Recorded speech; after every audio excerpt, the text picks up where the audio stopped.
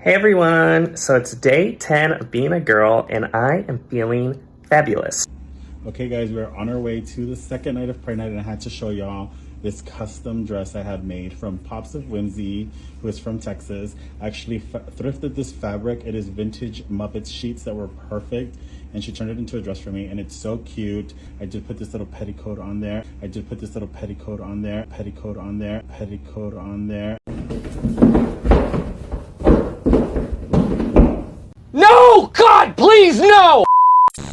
So we've discussed on this channel before about the different reasons why men and women, young girls and boys, might decide to transition besides actually having gender dysphoria and feeling like they were born in the wrong body. I just did a video about transmaxing, about who will transition simply because they want to get the benefits they feel like females are getting, right? Tell me, what is transmaxing? Transmaxing is a few things. It's a Discord group. It's also a manifesto, which is both very strange but also full of a lot of hard data. Most of it is about making people's lives better. It was started as something aimed towards incels. To summarize then, that transmaxing is an extreme kind of thing related to trans ideology, whereby incels are easier to just be a woman. And it's when men get sexually aroused when he is perceived as female, where he's dressing like a female, right? That is a kink, that is a fetish.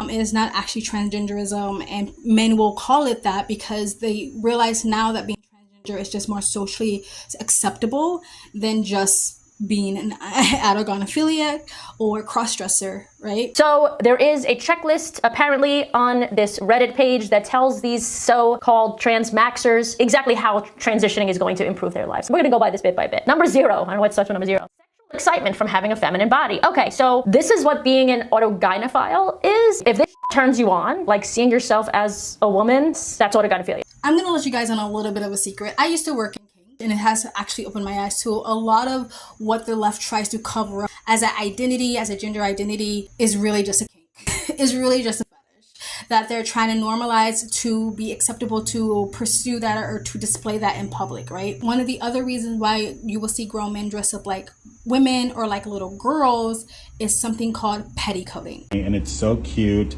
I just put this little petticoat on there. Petticoating is a kink. It is a fetish. And has a long history. I think the history stems back in the day in like villages when mothers were left alone with ruly boys, their ruly sons, while the father was off hunting and gathering, I guess.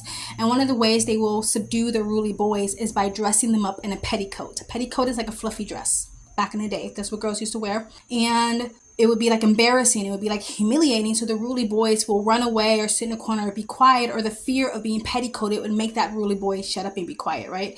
That's kind of what it's supposed to be rooted in. So it's a form of like humiliation, and as you can find it in BDSM and kink and stuff like that, right? So when I see some of these guys, almost like a Dylan Mulvaney, who very much presents himself like a little girl, not like a woman, and you see other men do this, who they dress like a little girl, like a kid, I think a lot of it's just petticoating. And again, it's just a kink and a fetish, which they're trying to force you to participate in and accept and normalize into the public, right? Now, I'm not someone who kink shames. As long as everybody is old enough to consent or can consent, meaning animals cannot consent. As long as you can consent, you're alive, you're an adult, you're a human being, whatever you want to do is what you want to do.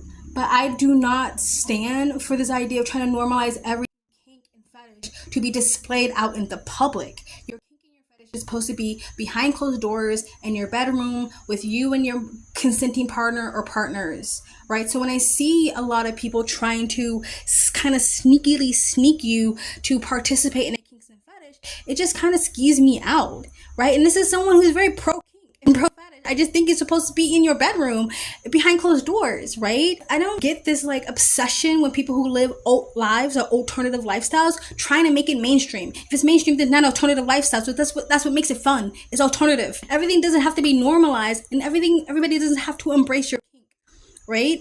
So they try to hide under the trans flag, but it's really just a kink. Now, petticoating is not always just little girl-ism. Sometimes it's sexy woman-ism. So it's like two. It's like little girl, I'm sweet, I'm a little girl, I'm cute, and the other one is like slutty woman. Both of them are different forms of petticoating. I'm saying this is a PSA and an FYI to you, because I think a lot of people don't live in that world or don't understand that world, and so they're getting bamboozled by the left and by the queer rainbow community as trying to pass things off as transgenderism or identities like furries and stuff like that, as like, no, it's just an identity, when it's rooted in kink, and they're trying to basically force the public into it and also make it seem like it's okay if children get into it, right? It's just an identity. No, it's rooted in kink.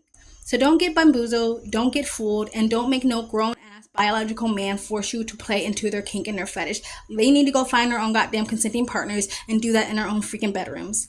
Let me know what you guys think in the comment section below. Please like, comment, subscribe, hit the bell, because notification when I do upload. All that really does help with the algorithm, guys. And if you'd like to support this channel, you can donate. My PayPal and Cash App link is in the comment section down below, or you can super thanks. And you guys have an amazing, beautiful day. Bye.